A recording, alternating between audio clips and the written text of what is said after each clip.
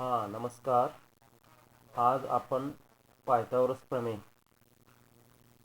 त्याच्यावर आधारित काही उदाहरणे सोडवूया. आपण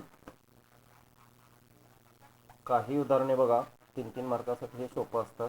पायथागोरस थेरम सगळ्यांना माहीत आहे.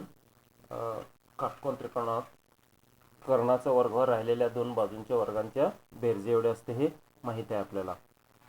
In a right angle triangle the square of hypotenuse is equal to the sum of the squares of remaining of two sides. हे आपल्याला माहित आहे.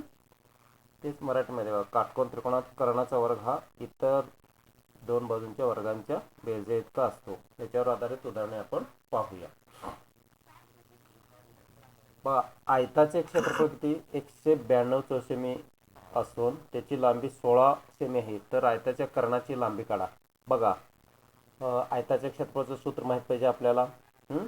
त्याच्यानंतर त्या सूत्रावरून आपण बाजू काढून घ्यायची आणि नंतर आयताचे प्रत्येक कोण काटकोन असतात आपल्याला माहीत आहे. त्याचा गुणधर्माचा वापर करून आपण काय काढू शकतो, कर्ण काढू शकतो. Find the diagonal of the rectangle whose length is 16 centimetre and area is 192 square centimetre. बघा, हे रेक्टँगल, त्याचं डायगोनल रेक्टँगल ABCD आहे, डायगोनल AC आहे आणि BCची लेंथ दिलेत. मग आता बघा, आपल्याला एरिया ऑफ ट्रायंगल ABCDचं क्षेत्रफळ माहीत आहे, सूत्र माहीत आहे, लेंथ इंटू ब्रेड. चौकोनाचे क्षेत्रफळाचं सूत्र काय, लांबी गुणले रुंदी. बघा, putting value of BC and area of rectangle. बघा, किमती ठेवलं आपण फक्त. त्या चौकोनाचे क्षेत्रफळ किती 192 चौसेमी आहे आणि लांबी तेवढं माहीत आहे. आपण भागाकार क्रिया करून बघा, AB बरोबर हे भागाकार क्रिया करून AB बरोबर किती आली 12 सेंटीमीटर. बघा, AB बरोबर 12 सेमी आली. आता हे काटकोन चौकोन सुद्धा म्हणतो आपण, प्रत्येक कोण काटकोन असते बरोबर. त्यामध्ये कोण B बरोबर 90 आहे आणि एवढ्या त्रिकोणात आपण काय वापरणार आहोत आता, पायथागोरस प्रमेय वापरून. हे आपल्याला माहीत झालं, AB माहीत झालं, AC आपल्याला डायगोनलवरनं काढता येईल. बघा, त्रिकोण ABC मध्ये मेजर ऑफ अँगल ABC बरोबर 90. बघा, रेक्टँगल आहे. पुढचं प्रोसेस बघा, हे का आयत परत काढलं, दिलेल्या किमती ठेवलं. AB बरोबर 12 आहे आपल्याला आणि 90 अंशाचा कोन असल्यामुळे तिथं आपण डायरेक्ट पायथागोरस प्रमेय वापरू शकतो. बघा, डायगोनल हायपोटेन्यूसचा square is equal to square of this side plus square of this side.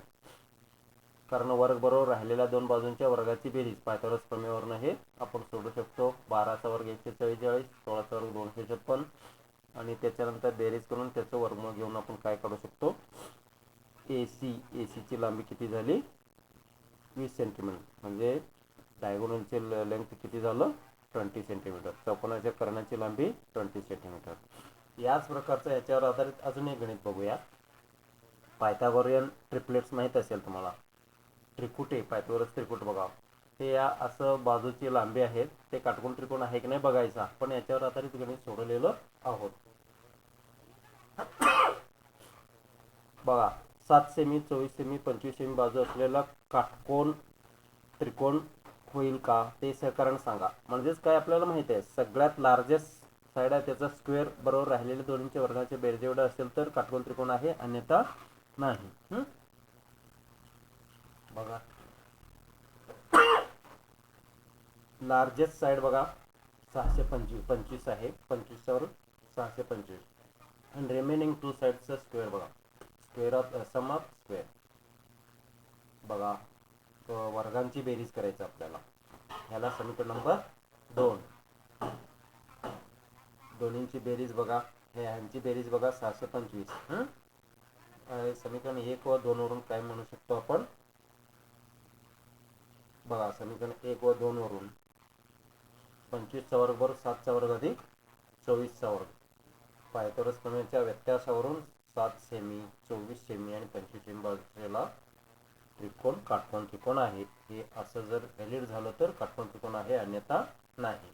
Bye converse of Pythagorean theorem, side 7 centimetre 20 centimetre 24 centimetre 25 centimetre from a right angle triangle, म्हणजे काटकोन त्रिकोण तयार होतो.